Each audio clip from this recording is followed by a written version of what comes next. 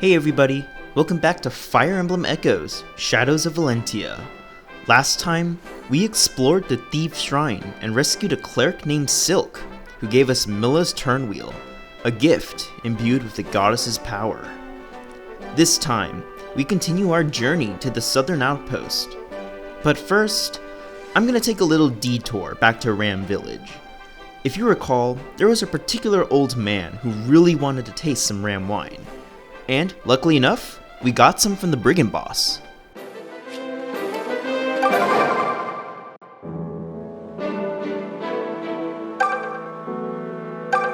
It was my mother's idea for me to become a cleric. She was a cleric as well.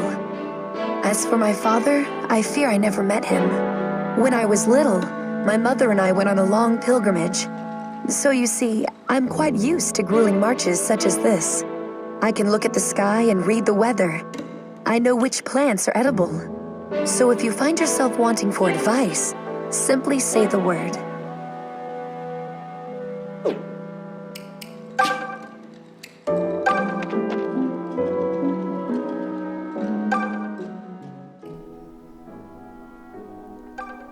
What I wouldn't give for a bottle, no, even just a glass of Ram wine. This aroma, berry, leather, straw, this is Ram wine for true. Thank you. You've made an old man very happy this day, so you have. Here, I was saving this to go with the wine, but I want you to have it.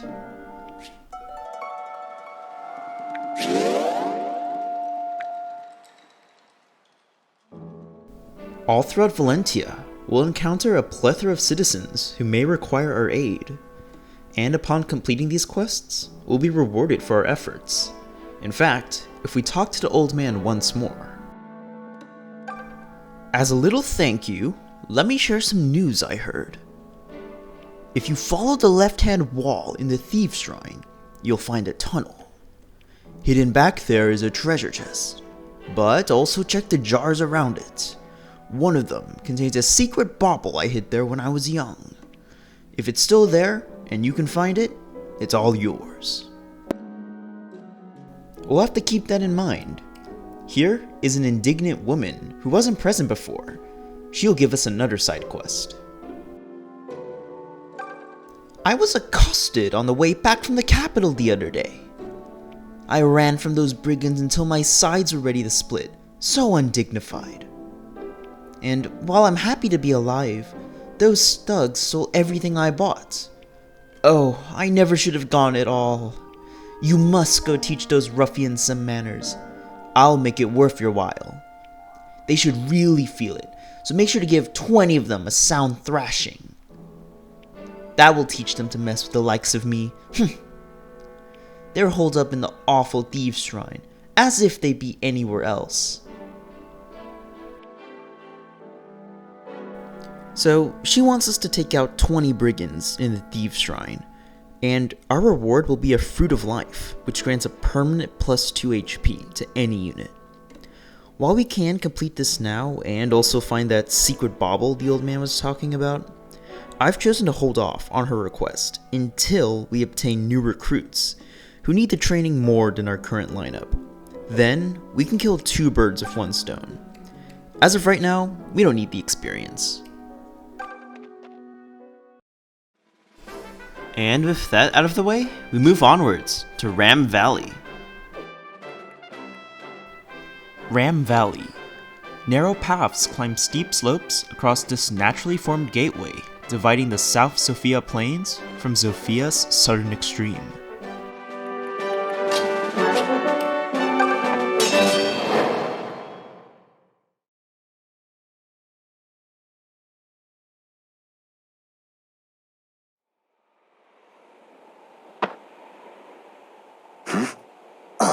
Look up there. Huh? That uniform!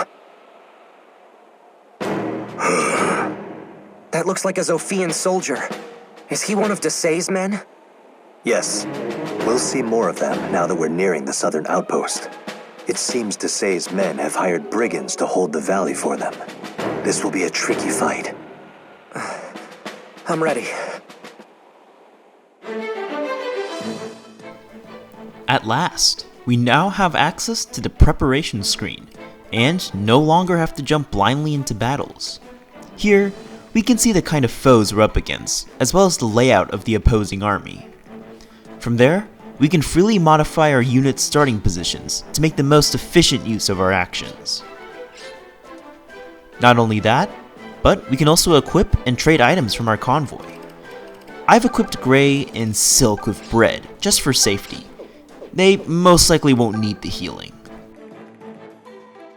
Turning our attention to the enemy, our opponents are split up into 3 main forces. The first wave consists of 3 Brigands and an archer, and the second wave features 6 units composed of slightly stronger versions of the southern group. And, like Lucas said, these Brigands are accompanied by a Zophian soldier under Desay's command. Even though it's just 1 merc, he is absolutely no pushover. With 11 attack, blistering 13 speed, and an effective 10 defense with that leather shield, none of our physical attacking units have any hope of winning against him. This is the infamous Leather Shield Mercenary.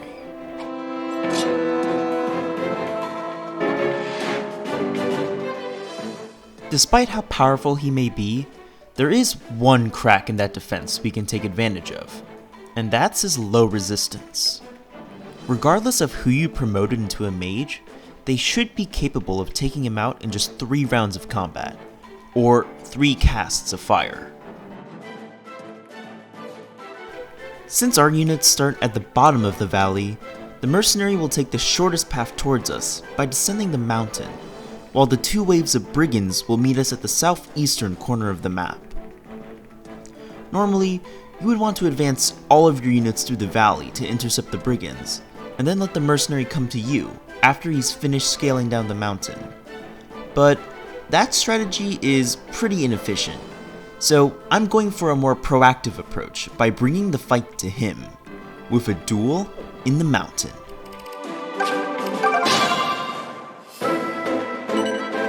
Take a closer look at that soldier. He's armed with a leather shield. It'll be difficult to land blows on him. We could take the shield for ourselves, if we manage to defeat him.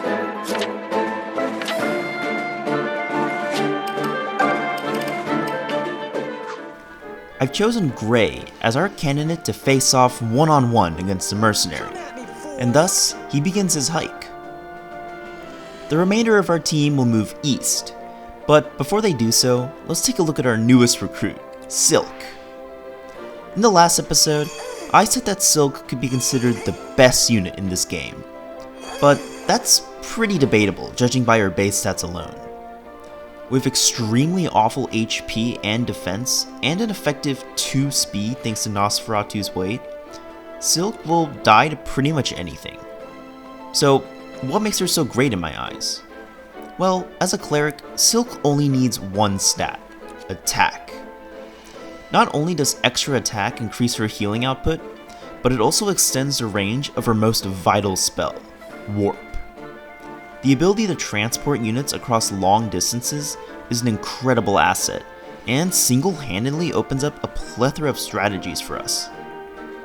With a great 40% attack growth, Silk won't have any issue supporting the team, and in my eyes, her supportive capabilities are second to none.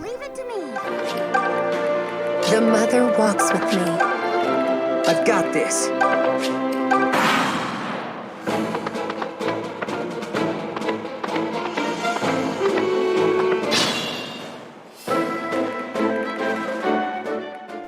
The first wave of enemies is fast approaching, and this turn we need somebody who can withstand 2 brigands and an archer on enemy phase.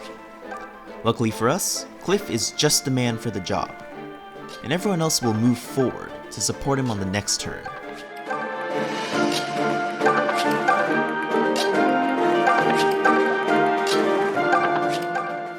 Here I formed a nice cone formation of our units, sort of resembling a battalion in 3 houses, and it's pretty satisfying to look at.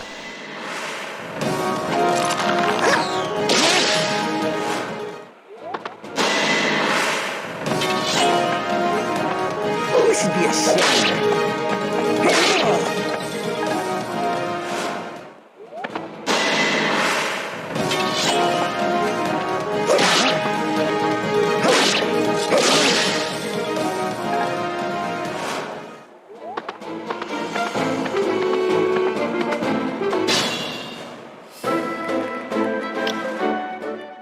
Now that Cliff has weakened 2 enemies for us, it's time to finish them off. Otherwise, they'll retreat north to the supply tile, which will be a nuisance as the second wave of forces will provide cover for them as they run away, slowing down our progress.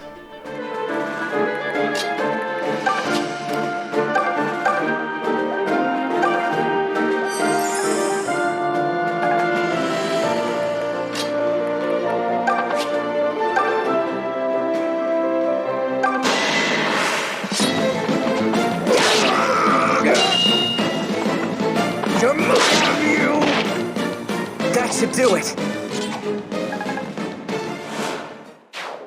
With that guy taken care of, we now have control over the forest tile, which is a pivotal spot on this map. Because mage classes don't have their movement inhibited by forest terrain, Tobin can actually reach this spot, unlike Lucas, who needs to expend an extra point of movement to cross over.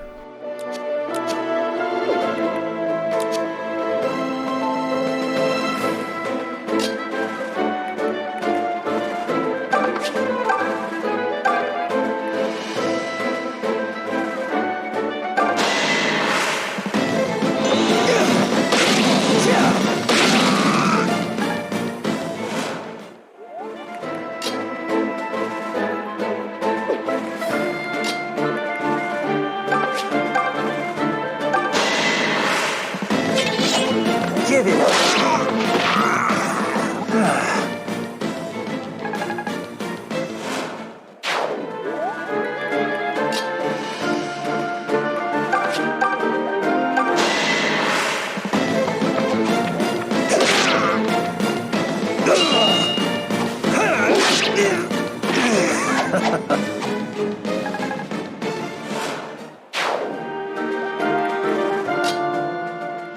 Since Silk and Faye support each other, we can have them earn support points by having Silk heal Faye.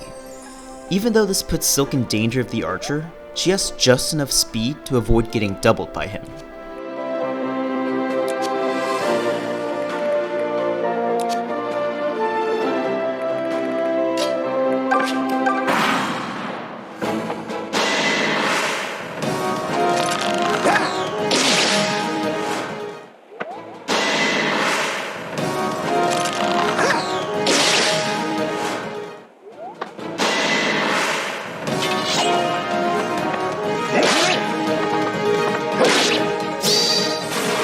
Now you die. Gotcha!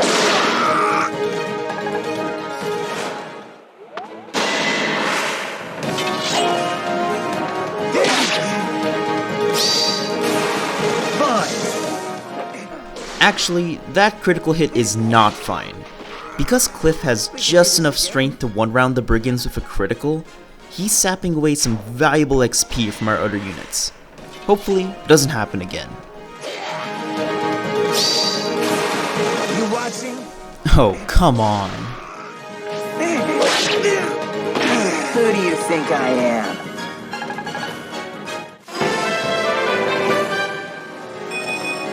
Everything seems so much clearer.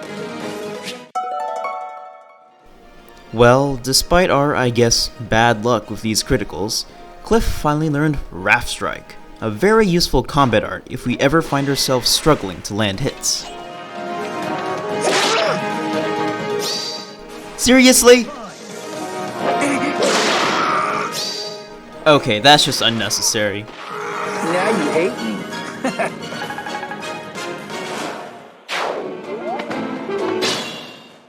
I guess that was certainly a showcase for how insanely powerful mercenaries are in this game. However, Cliff wiping out half the enemy army is not something I wanted this early on, when other units need the XP more.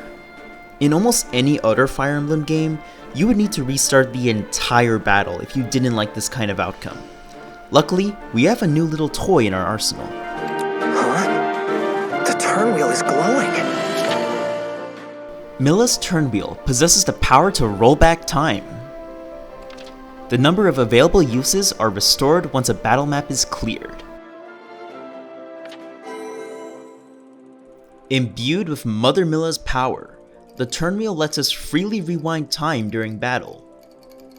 Despite having limited uses, there isn't a limit on how far you can turn back the clock. In fact, we can even go all the way back to the beginning of the fight if we choose to. Unlike the Divine Pulse in 3 houses, Milla's Turnwheel also resets all random numbers associated with any action. This means that we can generally make the same exact moves, but experience, potentially less critical hits. Well, with my luck, Cliff might just eviscerate the entire team again, but hopefully not this time.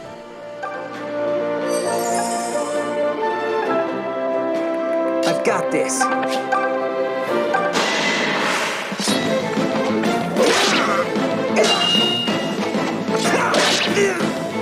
There we go.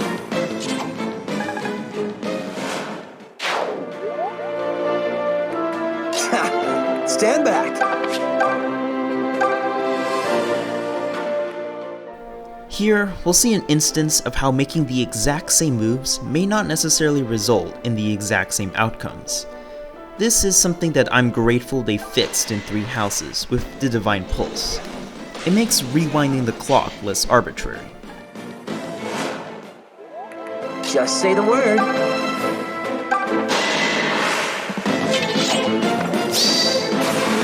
Now you die. Give it up. Yeah, bye. Go you! Allow me.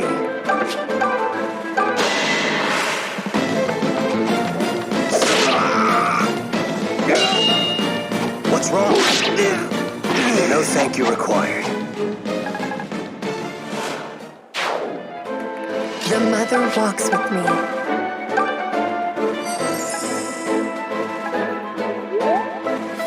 Come at me, fools!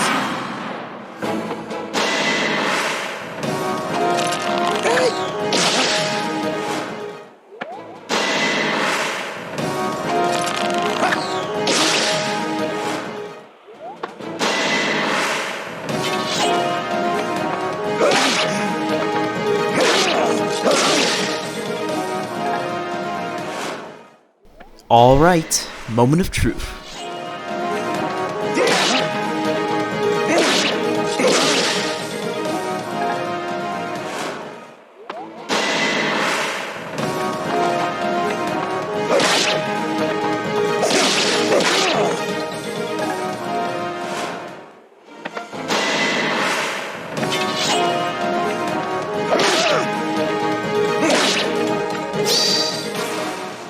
Well, I guess you can't win them all.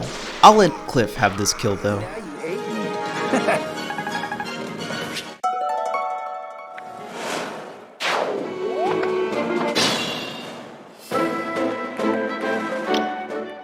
Now that we're in a timeline where Cliff didn't kill 3 Brigands, things are looking a lot more dire. Our units are being pressured by a lot of enemies, and this level 3 archer is by far the scariest unit on the field. He has just enough firepower and speed to take out Silk in only 1 round of combat, so we need to take care of him ASAP or have Silk fall back. The key here is to take out enemies in the correct order. That way, we can make it out of this situation alive.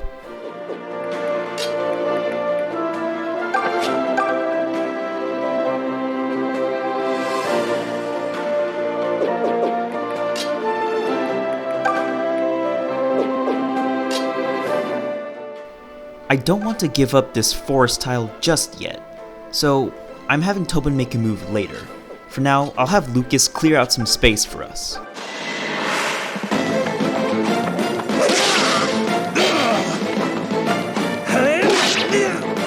Nothing personal.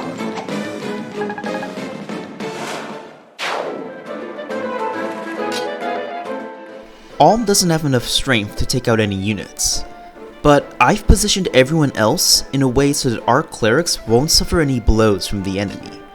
the only foe that can attack Silk or Faye is this archer, so I'll have Alm weaken him for us.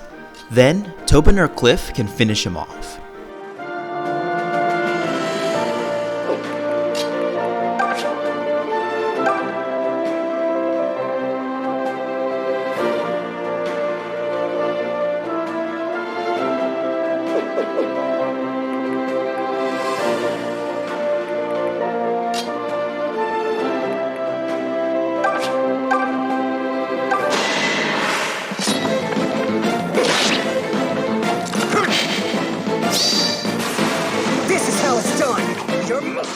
Or Alm could just get a critical. That works too. Every time. Since Alm was able to kill the archer himself, that critical hit opened up some more options for our units. Instead of killing the archer, Tobin can now focus his attention on the boss and earn a lot of experience.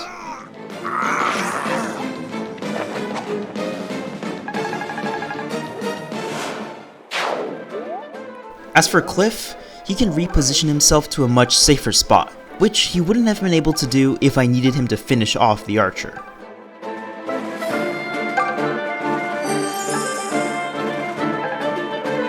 I will take care of this.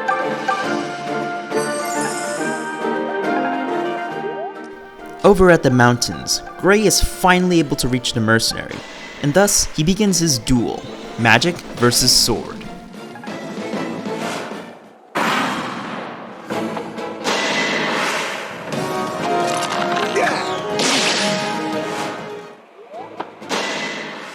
Although Gray may have the advantage, the battle isn't so one-sided.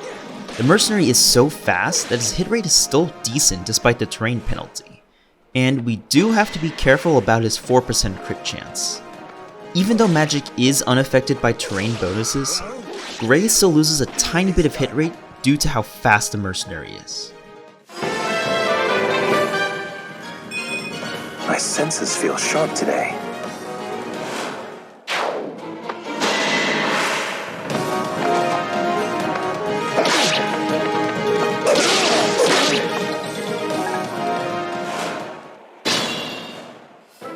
The battle is nearing its end. With just a couple of enemies left, things should be smooth sailing. Don't worry about me.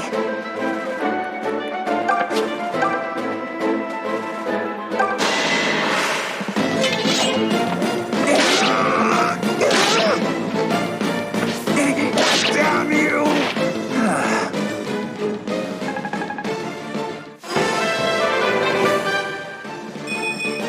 Everything seems so much clearer. You should heal.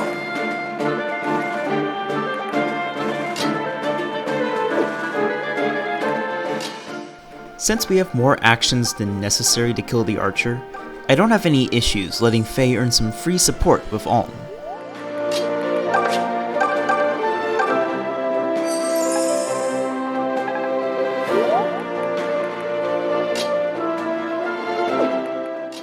I ultimately want Tobin to get the finishing blow on the archer, so I'll let Lucas weaken him.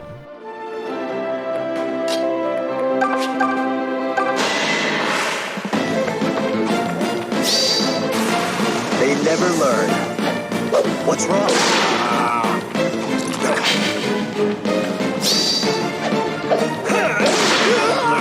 Nothing personal. I am baffled by how many unwanted critical hits I've gotten. I guess my Fire Emblem Heroes summoning luck has carried over to this game. Let's run that back. Just leave it to me.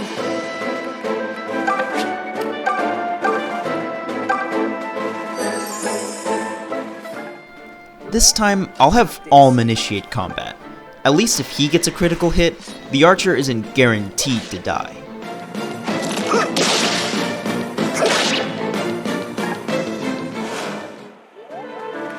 I will take care of this.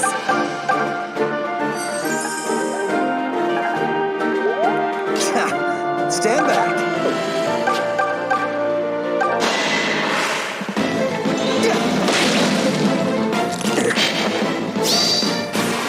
You and me. And one more critical hit for good measure. Nothing on me! Good work. Finally, Gray rounds off the battle by finishing his duel with the mercenary.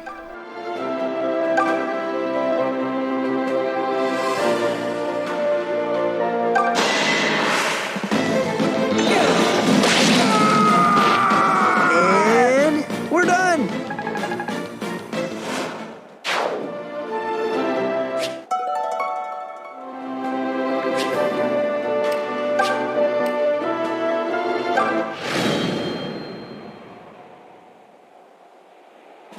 A victory is still a victory.